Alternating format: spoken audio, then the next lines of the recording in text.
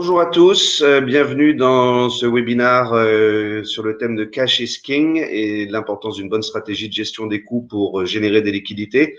Lors du précédent webinaire, nous avions vu ensemble les différents leviers destinés à optimiser votre trésorerie. Aujourd'hui, nous allons vous expliquer comment les articuler autour d'une stratégie et les étapes pour bien la définir et la mettre en œuvre. Je m'appelle Guillaume Passot, je suis manager des opérations chez Seven Expert France, expert dans les achats et la supply. Et je suis accompagné aujourd'hui d'Emerson Epton, chef de projet sur les projets d'optimisation de la performance. Nous faisons partie de l'équipe Seven Expert. Notre mission, être le partenaire de nos clients en proposant des solutions qui améliorent la rentabilité et l'efficacité dans les domaines de la fiscalité, des achats et de la supply chain. Donc, au préalable, je pense qu'il est nécessaire de rappeler le contexte dans lequel on est. On est sur un avenir incertain. L'INSEE prévoit une chute du PIB de 8% en France en 2020. En parallèle, on a une incertitude sur l'étendue de la contamination qui se reflète grandement sur le marché national. Donc, on ne sait pas si la reprise se fera selon différents modèles. On peut appeler des modèles en U, en V ou en L. Et donc, on arrive juste à suivre à très très peu d'horizons l'étendue de la contamination. En plus, la COFAS s'attend à une augmentation de 15% d'entreprises en faillite sur 2020 en France, qui serait due notamment à une trésorerie qui est insuffisante. Donc, dans ce contexte, c'est un contexte d'un changement brutal qui est lié à une pandémie. L'objectif premier de toute entreprise, c'est de pouvoir garantir au possible sa solvabilité. L'optimisation de trésorerie est alors donc à primer sur la recherche de rentabilité. Dans cette optique, on a un objectif qui est triple. Le premier, c'est de pouvoir compenser les pertes de vente, mais aussi garantir un accès au financement. Quand on parle de financement, c'est pas non seulement bancaire, mais aussi fiscaux et l'accès aux aides publiques. Et aussi une bonne gestion des coûts qui permettrait de soutenir et de pérenniser l'activité. On va surtout se focaliser sur ce dernier point aujourd'hui. Donc, si on peut conclure donc justement sur l'intérêt de ce webinaire, c'est que une bonne stratégie de coût, c'est vraiment clé pour générer des liquidités et de garantir non seulement le présent, mais aussi le futur de votre société.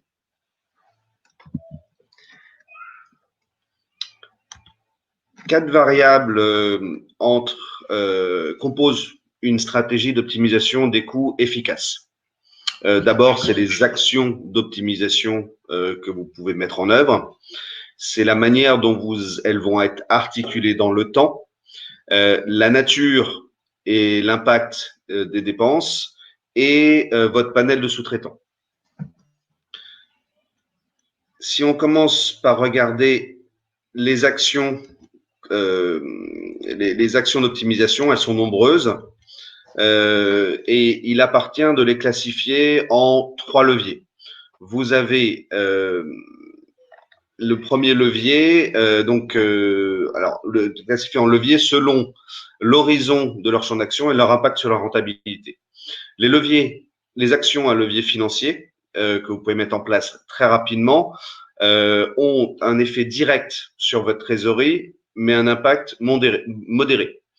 À contrario, les actions liées au levier organisationnel requièrent une gestion du changement plus important et leurs résultats se placent dans un horizon beaucoup plus large. Par contre, leur retour sur investissement est beaucoup plus conséquent. Donc, on peut estimer qu'on a à peu près 40 actions, un peu plus de 40 actions possibles qui diffèrent dans la durée d'implémentation et leur durée d'impact. Donc, les leviers financiers vont générer rapidement la trésorerie, la négociation des prix et des contrats, la négociation des conditions de paiement, la mise en place d'appels d'offres, l'optimisation des stocks. Il peut y avoir d'autres leviers comme ce qu'on appelle le leaseback, c'est-à-dire transformer des actifs et faire de la location. Un certain nombre de leviers, je vais pas les citer tous.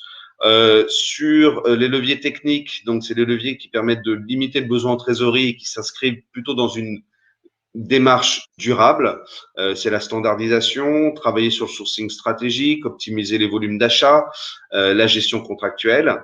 Et les leviers organisationnels, eux, mettent en place des mesures sur le long terme avec un impact fort.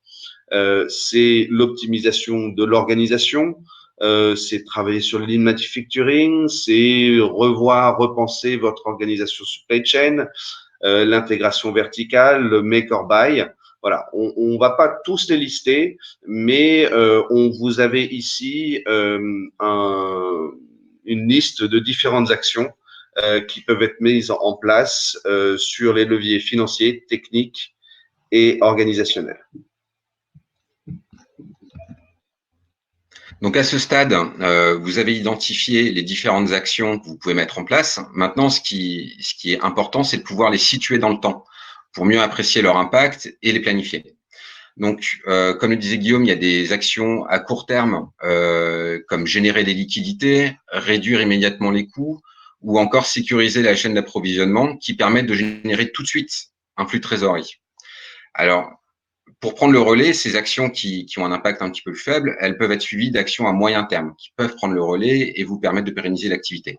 Dans un horizon de 3 à 6 mois, vous aurez couvert un flux de trésorerie, vous pourrez vous concentrer sur l'optimisation à moyen terme. Donc le passage de la crise, notamment, il vous aura permis d'identifier des économies plus durables dans le temps, d'encourager la rentabilité d'activités non optimisables dans le contexte actuel, mais qui pourront l'être un petit peu plus tard. Et on peut aussi penser à optimiser des catégories d'achat ou des coûts qui ont un impact sur le fonctionnement de vos sociétés. Donc là, on est sur plus du moyen terme avec une meilleure réduction sur vos coûts. Et une fois que c'est implémenté, on peut commencer à engranger des transformations qui sont vraiment organisationnelles dans votre société et qui sont nécessaires à la pérennité de votre organisation. Ce sont des changements complexes, qui sont complexes à identifier, à implémenter, et ils nécessitent de prendre en compte beaucoup de variables. Et en plus de ça, ils nécessitent aussi une bonne coordination et la participation d'autres départements qui sont concernés par ces mesures. Donc, en outre, on peut y retrouver les efforts pour améliorer l'efficacité des processus opérationnels, pour optimiser le modèle de la chaîne d'approvisionnement et aussi d'optimiser plus généralement votre organisation. Voilà, donc ce qui est important à savoir, c'est que la bonne articulation de ces actions dans le temps, elle est primordiale pour pouvoir assurer la pérennité de votre entreprise. Elle est primordiale. Ce qu'on peut voir, c'est qu'on a des enjeux qui sont bien évidemment différents, on l'a déjà dit, en fonction des actions que vous allez mettre en place, les actions à court terme, donc les actions financières. On peut estimer en moyenne 5% de réduction sur les coûts. Et plus on va sur le moyen ou sur le long terme, plus les économies vont être importantes.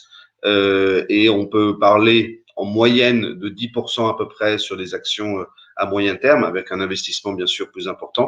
Et puis sur la partie long terme, d'économies qui peuvent dépasser et en moyenne atteindre les 20%. Donc, on connaît les actions et leur timing. Il s'agit maintenant de voir quelles catégories d'achat doivent être adressées. On a mis une carte des dépenses qui permettent de classifier et prioriser les dépenses que vous allez adresser. Donc, les différentes catégories sont positionnées en fonction de l'impact sur le résultat. Donc l'énergie ou le nettoyage, c'est les catégories qui ont un impact plutôt faible sur les résultats, et on va également les positionner par rapport à leur rapport stratégique au niveau de l'entreprise. De la même manière, le nettoyage, c'est un sujet qui, au niveau stratégique, est peu impactant. Par contre, dès qu'on va parler de RH, de marketing ou de logistique, c'est des sujets qui ont des enjeux stratégiques importants et qui peuvent également générer des économies conséquentes. Donc, une fois qu'on a classifié ça, donc ça nous permet de voir effectivement donc l'impact sur le résultat et la criticité du produit et du service pour le modèle de l'entreprise, c'est-à-dire l'impact que ça peut avoir au niveau de votre production, de votre outil de production, l'impact au niveau du service client, l'impact au niveau de vos ventes, ce que ça peut générer, et la communication qui doit être faite. Et puis également, ce qui est important à regarder pour bien analyser les catégories de dépenses et les prioriser, c'est de regarder si on est sur un coût qui est un coût fixe ou un coût qui est variable, puisqu'on n'aura pas la même latitude en fonction de ça pour adresser les coûts à court ou moyen terme.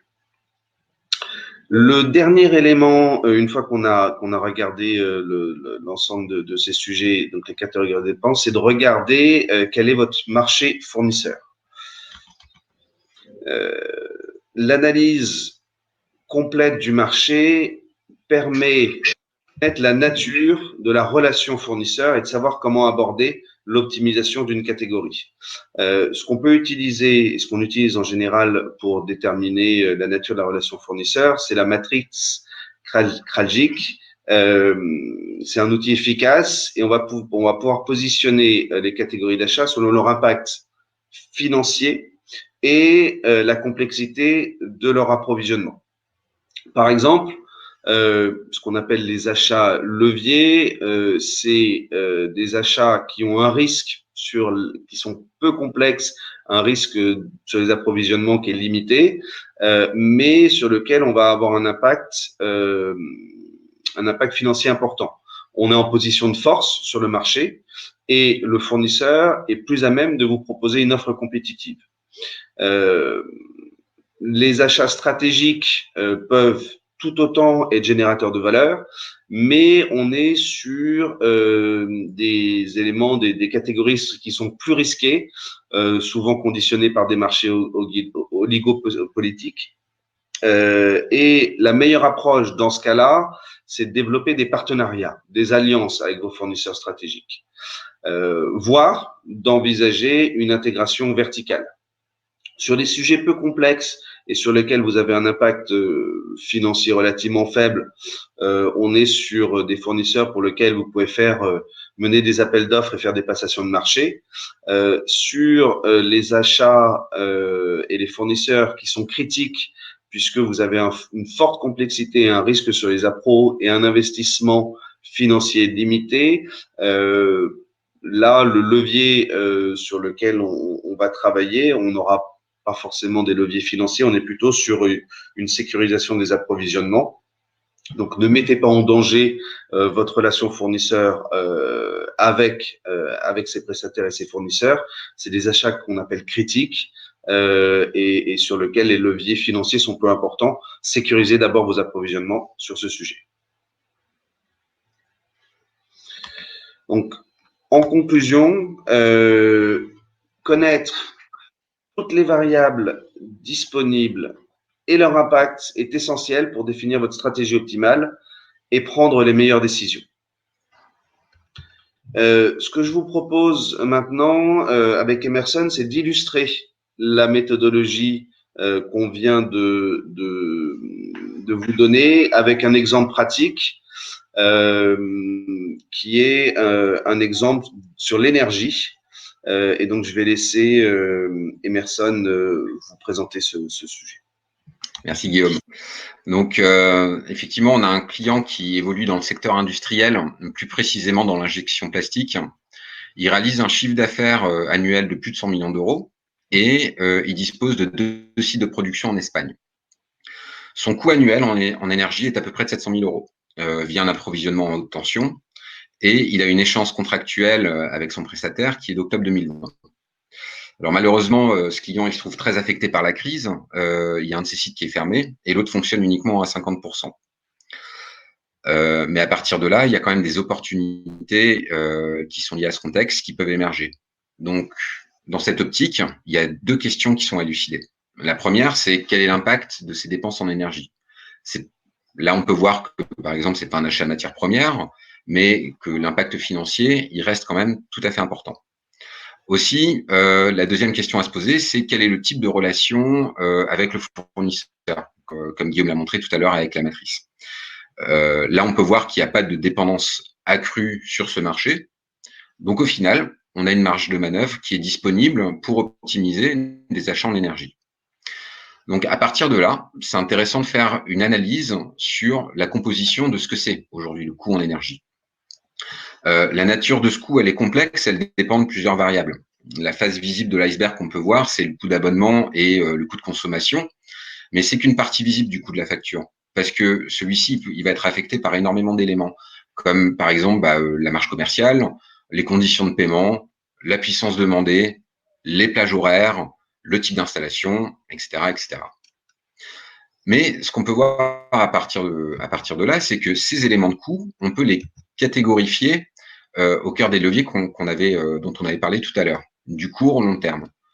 Donc là, par exemple, le prix de l'abonnement et des consommations, c'est typiquement un levier financier, alors que la marge commerciale alors que la puissance demandée et le type d'installation sont plus au niveau technique, et au niveau de l'organisationnel, on a l'emplacement et la plage horaire qui vont jouer un énorme rôle.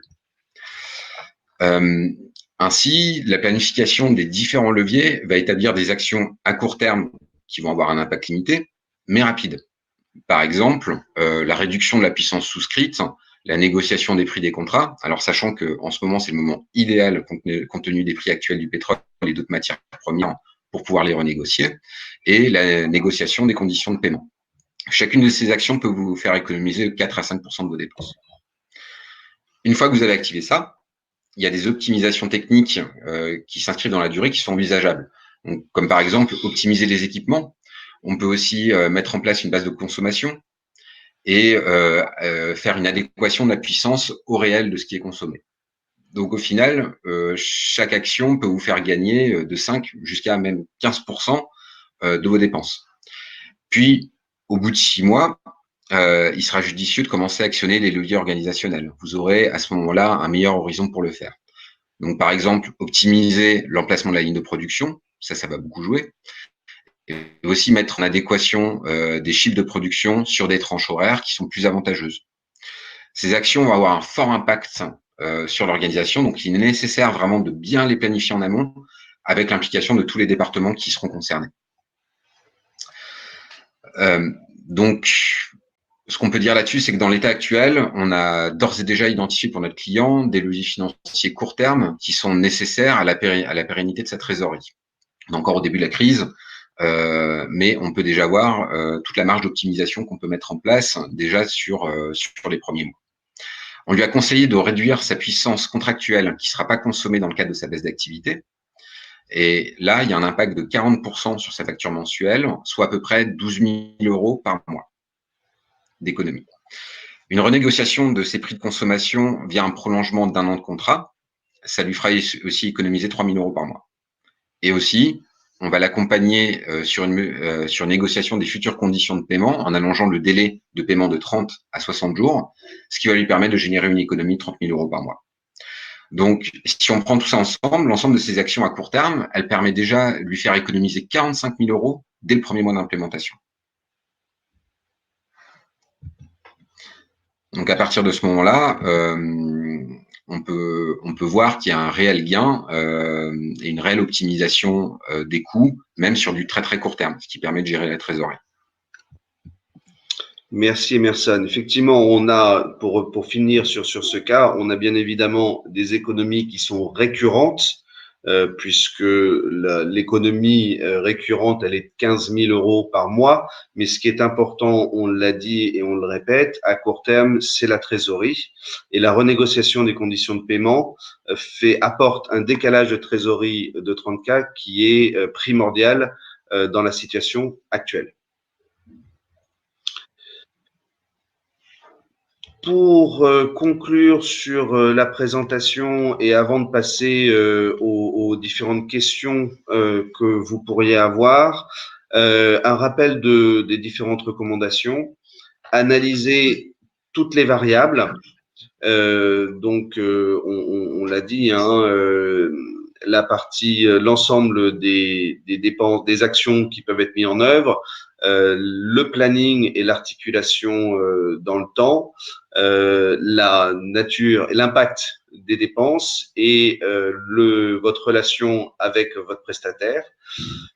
Prenez des décisions qui sécurisent le court terme et planifier également les actions à moyen et long terme. À court terme pour dégager du cash tout de suite, la planification des actions à moyen et long terme pour identifier les leviers qui sont plus compliqués à mettre en œuvre et qui demandent des actions techniques ou des actions organisationnelles, mais qui seront plus génératrices de cash sur la durée. On en a terminé avec la présentation. Ce qu'on vous propose maintenant, c'est de répondre aux différentes questions que vous pourriez avoir par rapport à la présentation et à la stratégie d'optimisation des coûts qu'on vient de vous présenter. Alors, première question, recommandez-vous d'externaliser des services pour économiser les coûts? Alors, je peux répondre à cette question. Bon, c'est vrai que, notamment au cœur de la crise actuelle, externaliser les services, très clairement, ça vous permet de baisser les coûts opérationnels. Par contre, et comme on l'a vu juste avant d'y procéder, c'est primordial de se demander quel est le degré d'importance des services visés dans votre secteur. Si c'est une activité qui est clé, on vous recommande de garder l'exercice en interne parce que vous pourriez mieux contrôler la qualité qui est attendue et votre coût. Le niveau de rentabilité d'une externalisation, ça peut être intéressant, mais il faut qu'elle ait pour conséquence de pouvoir impacter fortement, il ne faut pas qu'elle ait pour conséquence de fortement impacter votre cœur de métier. Ça, c'est très important. Votre cœur de métier, c'est vraiment quelque chose que vous devez garder en interne pour pouvoir le contrôler au maximum. Et du coup, il faut bien prendre en compte l'ensemble des variables qu'on a exposées juste avant. Merci. On a une deuxième question. Est-il possible de revoir les accords et les conditions que j'ai préalablement négociés avec mes fournisseurs? Alors, d'une façon générale, et surtout dans le contexte actuel, il est toujours possible de revoir les accords et les conditions qui ont été préalablement négociés avec les fournisseurs. La crise et la situation affectent l'ensemble des entreprises, l'ensemble des acteurs, l'ensemble des secteurs. Donc, il faut se priver d'aucune action et on peut bien évidemment négocier et revoir les accords et les conditions qui ont été préalablement passés. Par contre, avant de le faire, il faut d'abord regarder dans un premier temps quel est l'impact de la crise sur votre activité. Il faut prendre en considération et en compte l'ensemble des variables et avoir une vision à plus long terme. Il faut aussi prendre en compte, on l'a dit, la relation que vous avez avec le fournisseur. Est-ce que c'est un fournisseur stratégique ou pas? C'est ce qui va définir votre marge de manœuvre et votre levier pour éviter toute renégociation non productive. De toute façon, ça ne peut être fait qu'en négociation avec votre fournisseur, avec votre partenaire. Ne revoyez pas de manière unilatérale les accords et les conditions qui ont été préalablement négociés avec votre fournisseur.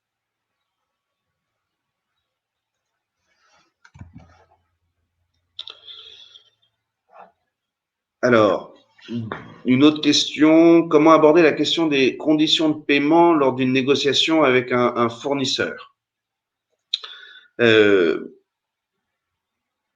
La première chose à faire par rapport à ça, c'est d'identifier l'acteur, les acteurs avec qui vous allez renégocier les conditions. Évaluer la situation financière de ces acteurs. C'est clair que si vous êtes sur un petit acteur ou un fournisseur qui a un faible chiffre d'affaires ou un petit acteur, eh bien, vous n'aurez pas la même renégociation que si vous êtes avec un acteur important et qui a une assise financière beaucoup plus forte. Et puis le deuxième sujet, c'est avant de solliciter votre acteur, définissez bien ce que vous pouvez solliciter. Il y a d'autres leviers que les conditions de paiement qui peuvent être abordés pour négocier du cash. Voilà, mais là, je dirais, pour répondre à cette question, définissez bien la situation financière de votre partenaire et ce que vous pouvez lui demander avant d'aborder la question des conditions de paiement.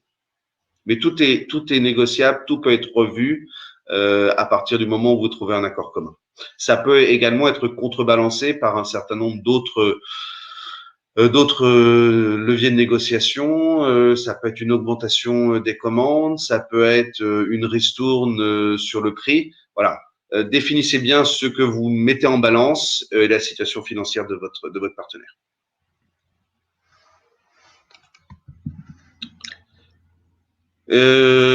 On a une autre question. Est-il judicieux, d'envisager un changement de fournisseur? Alors, d'une façon générale, c'est toujours intéressant de considérer toutes les options possibles. Comme on l'avait vu dans la présentation, la première action à faire, c'est vraiment de mettre toutes les options sur la table. Alors après, il faut faire attention, parce qu'un changement de fournisseur, surtout dans cette conjoncture, ça implique une implémentation qui peut ralentir les effets souhaités de vos actions, surtout si vous les avez placées sur le court terme. Tout va dépendre de la criticité de la catégorie d'achat concernée, donc comme on avait parlé juste avant, de la longévité de l'action et de son implémentation. Donc, si c'est un changement qui est facile à implémenter, c'est une action possible et que vous pouvez faire directement. Le cas échéant, la question à se poser, c'est est-ce que c'est vraiment une priorité pour votre entreprise? Voilà, donc bien entendu, c'est une option probable, il faut tout mettre sur la table, mais il faut bien prendre en compte tout le processus qu'on vous a cité juste avant pour pouvoir être sûr que ça ne va pas être une décision contre-productive derrière. Merci.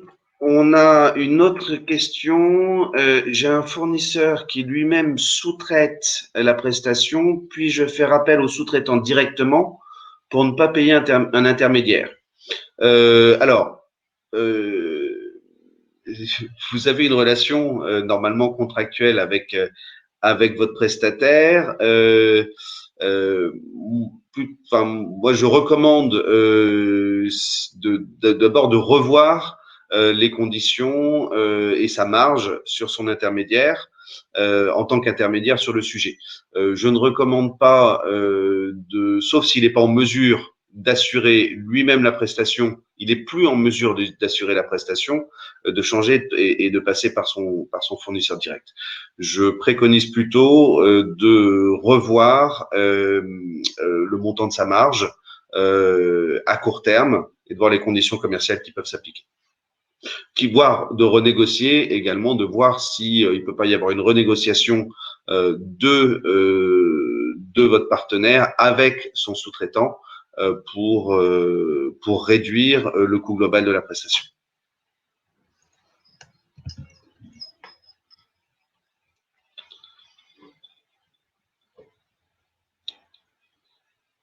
Je ne sais pas si vous avez, s'il reste des questions. Je n'en vois pas en tout cas dans le. Alors bien vous pouvez poser une question, hein, c'est tout en bas. Ask a question. Je vous l'avais pas précisé. Si vous avez des questions complémentaires, n'hésitez pas. Et si on n'a pas de nouvelles questions, on va conclure.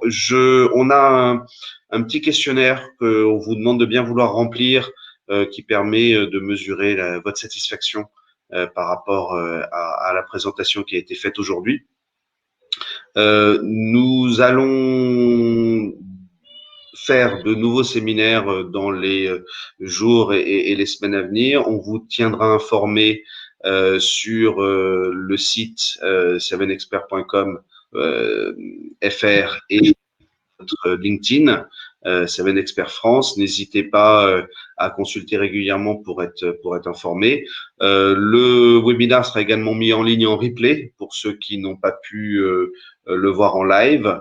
Je vous remercie d'avoir participé et je vous dis à bientôt pour un prochain webinaire. À bientôt, merci beaucoup.